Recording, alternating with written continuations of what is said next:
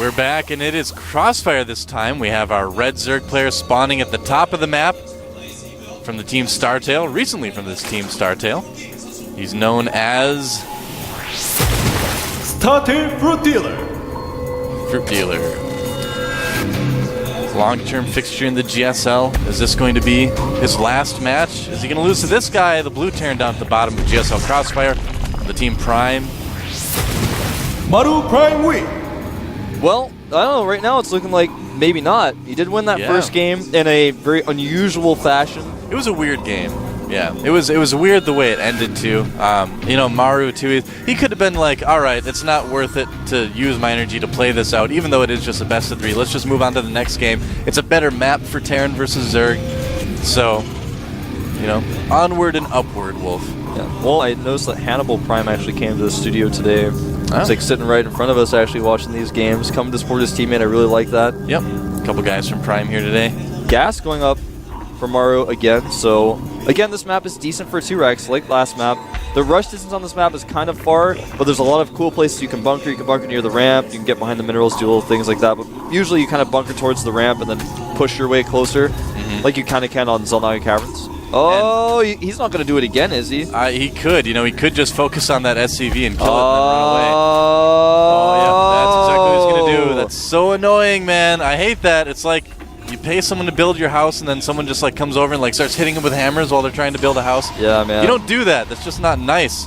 This is this is actually kind of embarrassing, to be honest. It's a really good decision by FruitDealer to do that type of stuff, because when your opponent's already in kind of like a bad mental state of mind, having to, you know, making them having to deal with that just gives you that much more of an edge. I would do it. I mean, it's definitely a good idea to harass it. Yeah. It's just that Maru's response was not something that you'd expect from him. Based on how well he played at the qualifiers, it's not something that's characteristic of Maru. We did see him play better at the qualifiers. I mean, I can tell you that right now. He's not playing as well at this moment as he was in the qualifiers, but we'll have to see if that changes. I mean, there's a lot of game left. Losing one SCV isn't the end of the world. No, absolutely not. Yeah. Well, Factory going up here. We're about to find out if he's going to make a reactor. It looks like he is. He hasn't made another Marine. Yeah. And, there's going the reactor up. You guys will get a shot of it. Yep. He is going to be going for reactor Hellions. How many Hellions he makes, we'll have to wait. Probably going to be 4. I was going to guess 4, too. Yeah. I was going to say we should bet on it, but since we both bet the same thing, we can't, like, neither of us can win. But actually, neither we of us both can just lose win. either. Yeah. We're both winners. Everyone's a winner at the GSL, man. Win or lose. We get, like, that pink participation ribbon. Thanks for trying. So, Maru is indeed kind of playing a little bit more standard, you know? He wants to play safer. He doesn't want to go for anything crazy this game. And it's a good map to do that. And FruitDealer, of course, not needing to quite make as many Zerglings as he did last game either. The Zergling is going to spot this. Oh, barely. Can't quite block it. Yeah, that would be bad. Because then you can actually just, like, never land it as long as the Zergling is alive. So Maru has started Command Center. His first 2 aliens are going to pressure. He's going to take map control. Those map control is very important on this map, because having vision of that ramp area is so important for both players. And this SCV gets lucky. Yeah. Creep goes down, so he's able to get around here. Unfortunately for him, though, there's nothing really to see. And I'm actually really, really happy that he put down a creep tumor right away like that, which means his bases will be connected by creep, which is very, very important because he knows Hellions are on the way. You need to be able to get from base to base quickly. Third and fourth rather, Hellion on the way. Yeah, when those Hellions join forces, he's going to put a little bit of pressure on FruitDealer. There is a spine there. He may run up into the main. I don't think he's going to overcommit those Hellions. He might get nervous, though. We'll have to wait and see. Yeah. I wouldn't put it past him to make a nervous decision at this point. Well, Zergling speed is just finishing right now, so good timing with FruitDealer having that ready. You know, right when the third and fourth Hellions get there. That will make it a little bit tougher. Blue Flame being researched too, so I think he will want to be a little bit safer with these Hellions. If you're getting Blue Flame, no reason to like sacrifice your initial 4 Hellions right away either.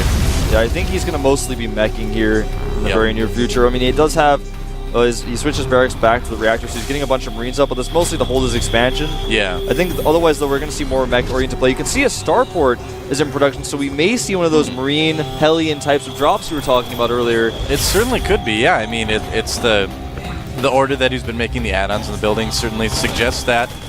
In case you guys don't know what we're talking about, there was this opening that a lot of the Slayers players were doing in TVZ at MLG, where they would get that tech lab on the factory right after the first 4 Hellions. And only they usually didn't let the Overlord see it. Yeah, that was the difference that there, was a little bit sloppy. He had vision of that Overlord for quite some time, and the Hellions are now maybe going to get caught here. There aren't enough Zerglings. The rest of the Zerglings coming, though. He needs to get these Hellions in a good spot. Okay, that was okay. Could have gone worse. Basically, what you do with this then is you reactor out some Marines, and then you load 8 Marines up into a medevac, and then you drop the Marines on the high ground at their main while you hit the stuff that attacks the Blue Flame Hellions from the low ground. That's exactly what we're going to see. And this is a very specific timing that you have to do this with, and that's why we were able to predict this was going to happen, because he makes the reactor, uses that reactor just temporarily. He's actually adding barracks, though, back at home, so he's not going to be meching to follow this up. FruitDealer. A really good place to do this on this map is back where the destructible rocks are. If he can go around the side over there and start doing that, I think that's what he's going to do. That, yeah, it's a really good place to do that on this map. Yep. And he's heading over there. There is a Zergling, though, to check for this, and he's spotted. You know, and it's actually going to take those Banelings forever to get there, too. They're probably just going to go, you know, back up in the main and everything. But either way, that's a lot of Banelings. That is a lot. Although, if he just lifts up the Marines, the Hellions can hit the Banelings. It's a very difficult push to deal with. Oh, he's going to pick up the Hellions and drop the high ground. Uh-oh. A really bad timing for that to happen. Yeah, that is actually not how you want that to go. I like this, though. He's going to maybe poke up the ramp. No, he's going to go for some drones.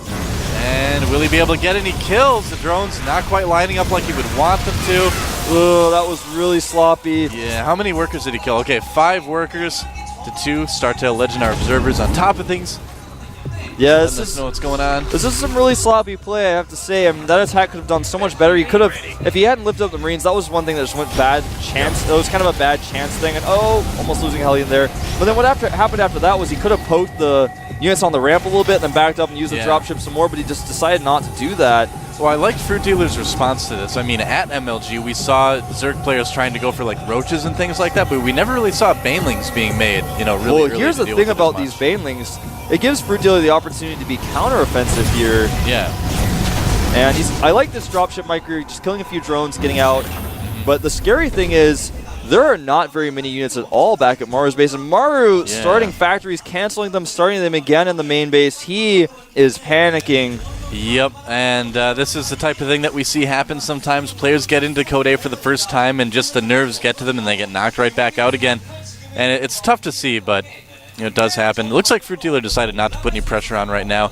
I think he saw that his opponent still didn't have his expansion up, so he's like, all right, I'm just going to take a third, play a little bit defensively. No reason to get aggressive at this point. Yeah. I mean, when your opponent doesn't have a natural, you're like not sure how many units he has, you just better play it safe, make a Spire. Smart choice by FruitDealer. Yep.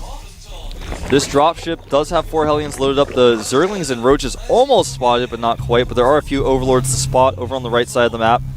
He is going to see this pretty soon. There is a Spine in the natural, so that's going to help him if he decides to drop there. No Spines in the main, actually. I think only 1 Roach showing out there right now. So he could actually, potentially, theoretically, maybe do some damage, but no FruitDealer responding right away. And he might kill a couple Zerglings, but yeah, that was a nice little attack, killing a lot. Picks up right before the Banes. That was good control. He's going to be very careful of the Spine, though. I don't think it's best to drop here. He may try to just go for it anyways. Targets the Spine by accident. Could have killed so many drones. Oh, no. That was a huge opportunity wasted by Maru Prime.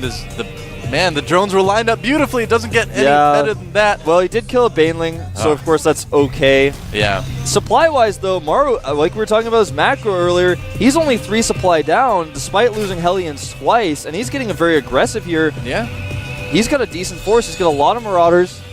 Still got a chance. And for maybe some newer players, if you don't target the drones, if you don't target the workers manually, your units will attack the nearest threatening structure, so that would be the Spine Crawler, so that's maybe wondering why do you attack? Got to be very careful of these Banelings while his units are stacked up on that cliff. Yeah. You may want to try to use these Hellions on the other side to poke at the units as they run down the ramp. Looks like he wants to do a double drop here. Not sure how this is going to work, really. The SCV is going to spot the base over at the top left during all of this. And FruitDealer is going to be able to respond to this pretty well, I would think. That 1 Roach may not live through this, but I think overall... Well, the thing is, FruitDealer's forces are out of position to deal with the units over here. Now, these units are going to come over here and take out a lot of these drones, but quick reaction time by FruitDealer. He has Mutas out, so this attack, no matter what happens, he's going to lose everything. Yeah, the Baneling's hitting the Marauders, but it's not going to matter. I mean, there's so much stuff for FruitDealer right now, and everything Maru tries to do is just getting shut down. And yet still, he's even in supply with FruitDealer. Well, he's got great macro. You know, we were talking about that a little bit earlier as those medevacs die. You know, he's a turn player that's got really, really solid macro. He's just a little bit lacking in his decision-making right now, and I think these two games have kind of done exactly that. They've showed people exactly what we're talking about, which is nice for us, Wolf. It is nice for us, man. It's been a pretty entertaining game so far. I think Maru's got the ability to do another timing attack. I don't think if he wants to try to make this game go longer, he's not gonna have an easy time with that. FruitDealer's got Mutas out now. Yep. He's got map control. He's got third base. He's even taking the gold base now.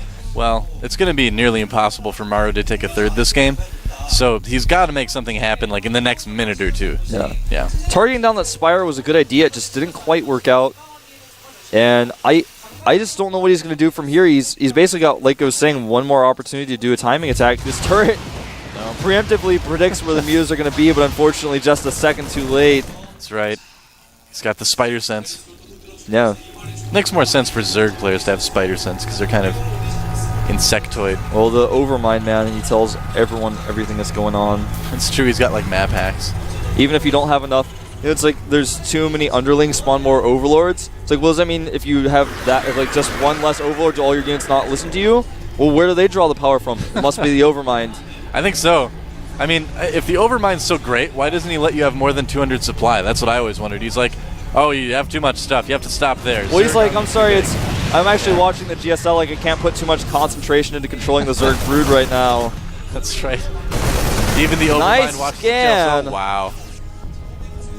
Maru, he's showing some good play here. Yeah. But now his supply is starting to fall a little bit behind. FruitDealer has a fourth base up, which of course is the gold. He's going to transfer some drones over there pretty soon. Even with that macro hatchery, he's got a ton of production.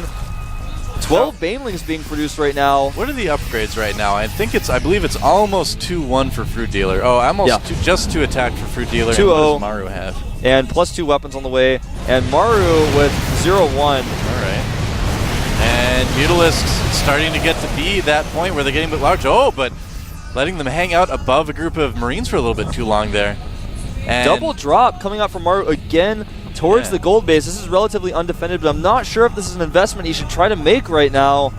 Well, he needs to do something to get back in the game, you know? I mean, he can't count on FruitDealer being a little bit too risky for his Mutalisks. And he's going to be able to kind of chase away the drone stuff. Is he going to get the hatchery? I don't think so. Maybe he will. Oh, he will. Got it. But was that worth it?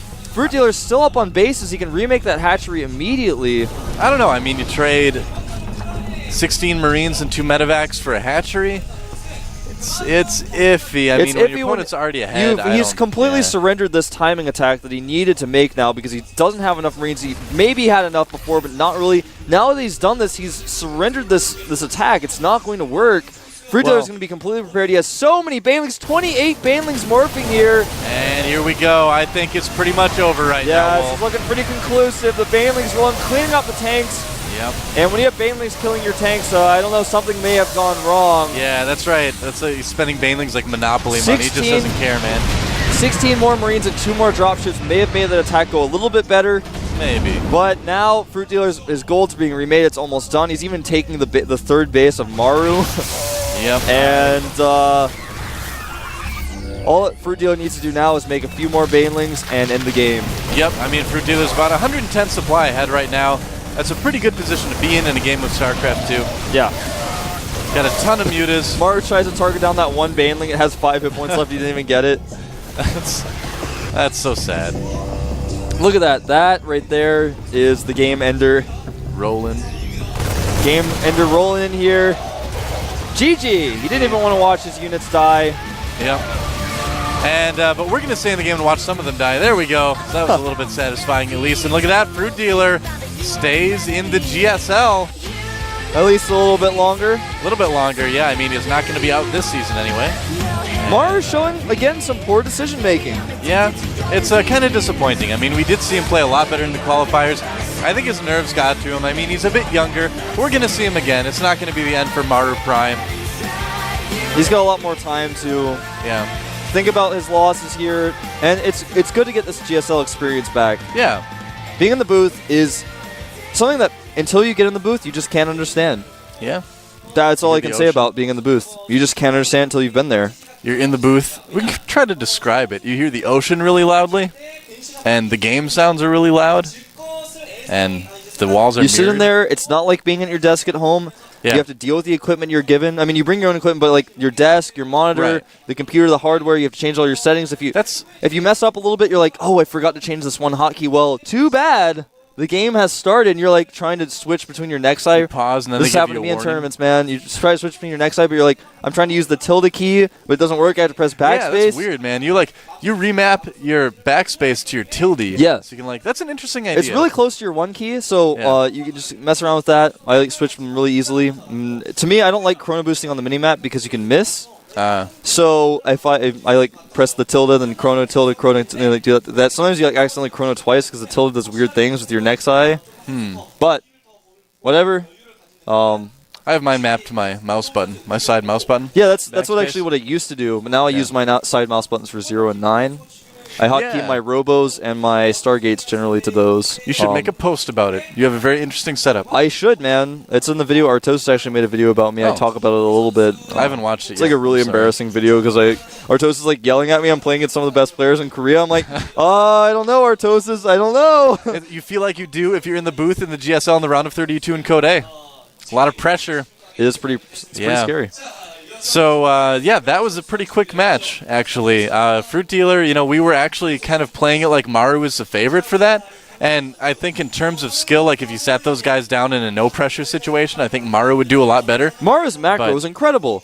He Yeah. threw away dropship after Hellion after Marine, and Yeah. he was staying even in FruitDealer's supply until FruitDealer had that third base up for like 3 minutes. Maybe then it was like, oh, now FruitDealer just has too much stuff, Yeah, and he can't move out. There's too many mutas. I still wish he wouldn't have GG'd so early the first game. Yeah. But we're going to take a 5-minute break. You guys can think about that when you come back. I'm back. That was like a hardcore. If I had He had like my actually arm trying there, to kill Doa. my arm almost got cut off. I would have had to been like Full Metal Alchemist, man. All right, Yeah. man. We'll see you guys in 5.